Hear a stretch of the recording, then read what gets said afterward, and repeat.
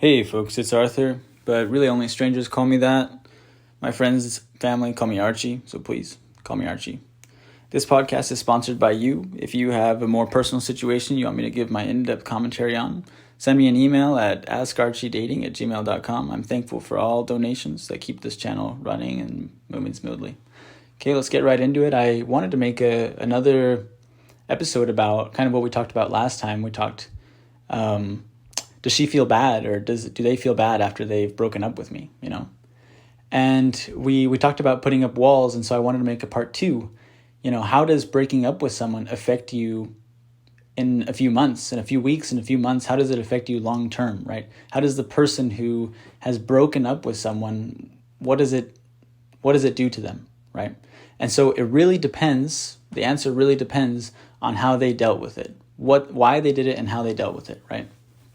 So, for example, most of the people that I'm basing this off of my experience, most of the people that I speak with, most people that email me, the things that they're going through, their partner has broken up with them, and it leaves them a bit confused, and they're wondering, the person who's been broken up with is wondering, how is my partner feeling, right? This is a huge question that most people are going through. How is my partner feeling right now? This is a person that usually you have communication with every day, and then all of a sudden there's no contact or something like that, and so it really leaves you confused. You thought you were on the same page as this person, and now you're not, right? And so we want to talk about that. How is the partner feeling in this time? What is happening in this time? So the day that you're getting broken up with, usually the person who's breaking up with you, I'd have to know more about every situation, right? But usually the person who's breaking up with you, they've thought about this for some time, It could be some weeks, it could be months, and sometimes it could be years, right? And so they've thought about the direction that they're going in life, and they're considering, is this the direction that I want to continue to go on, right? And then they do this, they put some distance between you, they become a bit more defensive. Maybe there are a bit more arguments. Why do arguments increase as the breakups are getting closer? Because they're putting some distance. It doesn't feel good to break up with someone.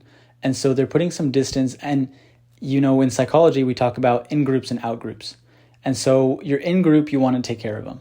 You want to support your in-group. You want to be a part of your in-group. Your out-group, these are the people outside of your inner circle. And you're okay with doing things that aren't so kind to the people outside your inner circle in order to keep your inner circle safe, right? And so they start to push you away because they are debating whether they're wanting to be with you in the future or not. And so they push you away to this outer group, this out group, and then they start there begin these arguments and things like this. And the thing that you can really, really tell, you can really gauge this is, are we acting like a team? Are we on the same team? If you can't answer that completely, if you see that, we're not on the same team, we're arguing about different topics, we're battling against each other, then we're not on the same team. This person, they're using this feeling of not being on the same team, and it's reaffirming that, they want to go down a different path, and that you are no longer a part of this path, right? So they start to push you away. The day of the breakup, the feelings are usually intensified. It's not easy to break up with a person. And so these feelings intensify, and then they finally come out. And sometimes it can be in an argument. Sometimes it's just a text. Sometimes they just leave and you're confused. But these feelings have built up because for them, it was so difficult to get there, right? And so the first feeling that they have the day that this happens is a feeling of maybe relief, right? And this is strange to hear as a person who's been broken up with. How could they be relieved from breaking up with me, right? Shouldn't they feel devastated? Okay? And the point of what I'm trying to say is, this has taken a long time for them to get to this point, and they probably do feel some sadness, for sure, that you are no longer in their life because you've been a part of their life. You've been a meaningful part of their life.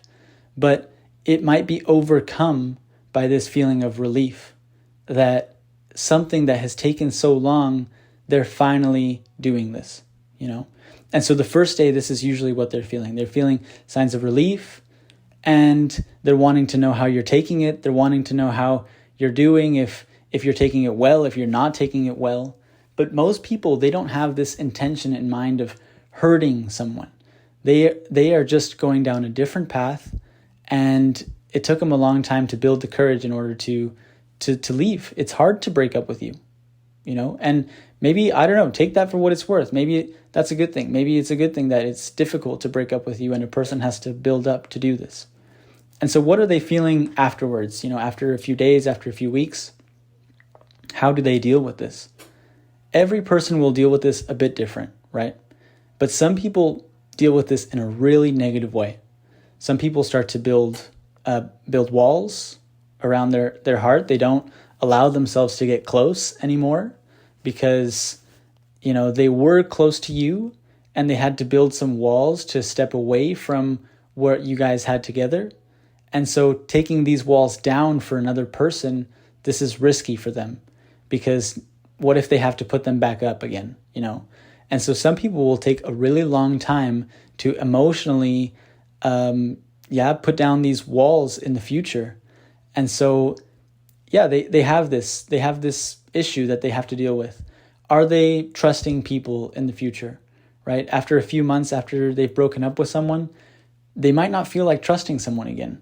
They might feel like taking more time, and this could harm them in their life, right? And it's like I say, we have to have some empathy for the people that are doing the breaking up with, because they are also going through their own journey, their own struggles, right? So having some empathy, taking a look at, they've built some walls, it was difficult for them to get to this position, and trying to wish them well, because they're also struggling with this.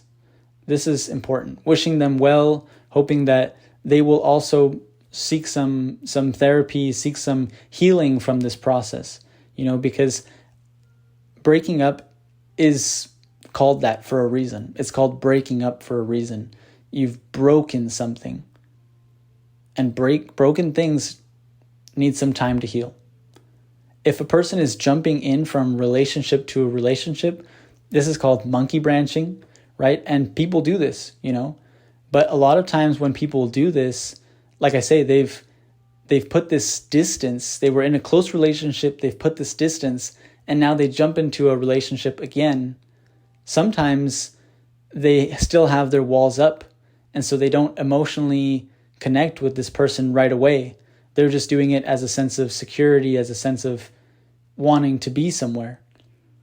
And sometimes the person is looking for this person to save them from whatever situation it was. And so the best indicator of knowing what is this person feeling a few days, weeks, or months after they've broken up with me, the best indicator is to ask them. But this is what makes relationships and breaking up with so difficult, because you're put in a situation where the only way to really know what that person is feeling is to ask them, but they want no contact. They don't want to talk with you anymore, and so you're left, wondering, confused. What are they feeling? What are they going through? And everyone takes this a bit different. Everyone goes through this with a different timeline. They take this in a different way. And so this is one of the hardest parts of breaking up, because you want to have empathy with this person. You want to understand this person, but the vehicles of communication are broken, right? And so this is why it's important to look into books, look into podcasts, look into self-help things, because this communication is broken. And so to get an understanding of what this person is going through, you have to look in other sources that's not them, right? You could go about asking their friends and their family and things like that, but they might not know either, right? And so this is why I always tell my clients, we should look at the people that were close in our life, our relationships, and have some empathy for these people and give them the benefit of the doubt, hope them well, because really, really, a lot of people don't do well after they've broken up with someone, especially if it's been a really intimate relationship, if it was a meaningful part of their life. They have a hard time breaking down these walls in the future for future relationships, and it causes a lot of problems for people in the future. So wish them well, because they're going through something just like you are, And so wish them well, and thank you for tuning into this podcast. And remember, you are enough, and you're going to be okay.